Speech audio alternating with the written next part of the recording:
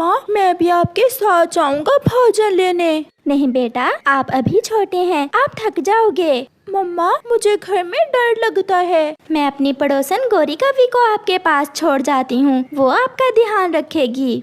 मम्मा चिड़िया अपनी पड़ोसन गौरी कवि की तरफ जाती है। पड़ोसन पड़ोसन, मैं भोजन लेने जा रही हूँ। मेरा बच्चा घर में अकेला डरता है, आप थोड़ी देर मेरे घर में मेरे बेटे के पास बैठ जाएं।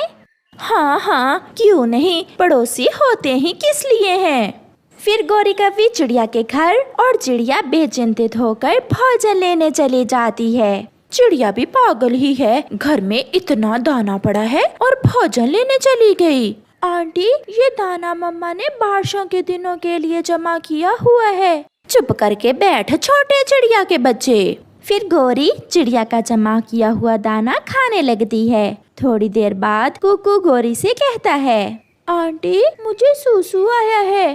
तो फिर घोंसले में ही कर दो, मैंने दाना ज्यादा खा लिया है, मैं तो चली सोने। फिर गौरी सो जाती है। आंटी बहुत जोरों का सूसू आया है। Aunty aunty.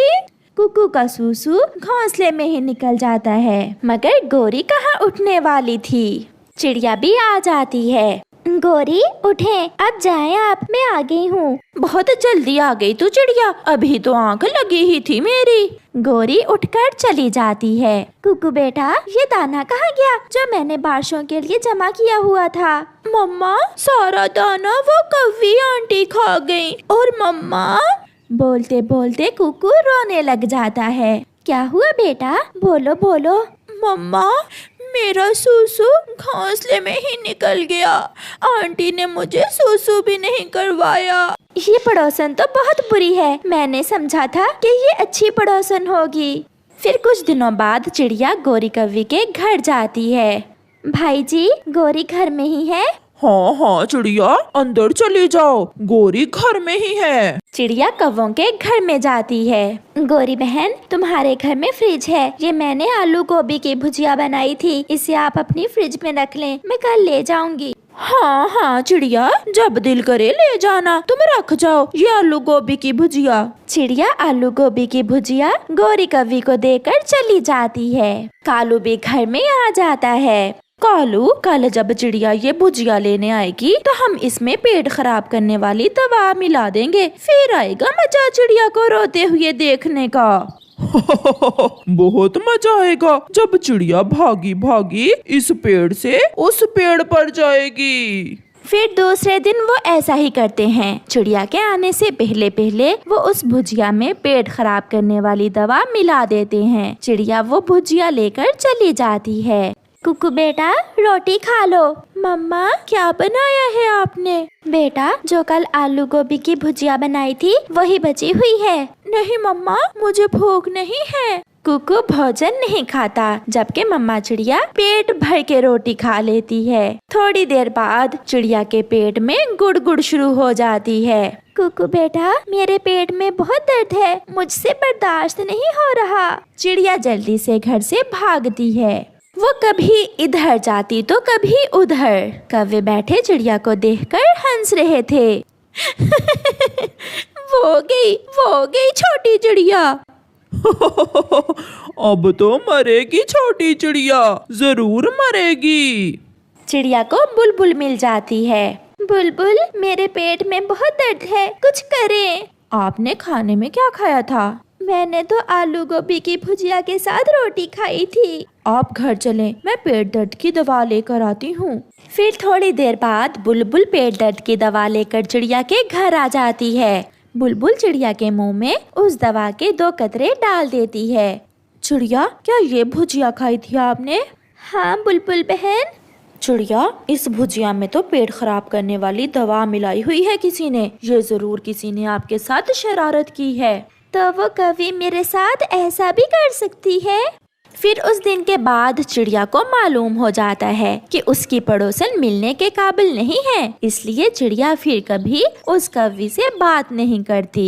हरियाली तोती और मिठू तोते में बहुत प्यार था, वो एक दूसरे का बहुत ख्याल रखते थे। एक दिन मिठू तोता हरियाली से कहता है, हरियाली, कौवे हर रोज इंसानों की बस्ती में जाते हैं, आज मेरा भी इंसानों की बस्ती में जाने को दिल कर रहा है।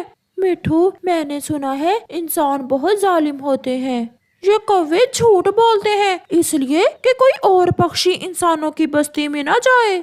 ऐसे हरियाली मिठू की बात मान लेती है और वो दोनों पति पत्नी इंसानों की बस्ती की तरफ चले जाते हैं। वो दोनों एक मैदान में एक पेड़ पर जाकर बैठ जाते हैं। बच्चे खेल रहे थे जिन्हें देखकर हरियाली बहुत खुश होती है। मिठू, जब हमारे बच्चे होंगे हम भी उनके साथ ऐसे ही खेला करेंगे। जैसे इंसानों के बच्चे खेलते हैं हम भी बॉल से खेला करेंगे। वो ऐसे बातें कर रहे थे कि न जाने कहां से एक पत्थर आता है और सीधा हरियाली के सर में लगता है। खून बहने लगता है और हरियाली उसी पेड़ के ऊपर गिर जाती है। मिठू को तो कुछ समझ नहीं आ रही थी कि वो क्या करे। हरियाली, उठो उठो हरियाली, मुझसे बात करो। मेरे सर में चोट लगी है। मिठू जैसे तैसे अपनी पत्नी को वहाँ से उठाकर वापस जंगल की तरफ उड़ता है। वो नदी पर आकर बैठ जाता है।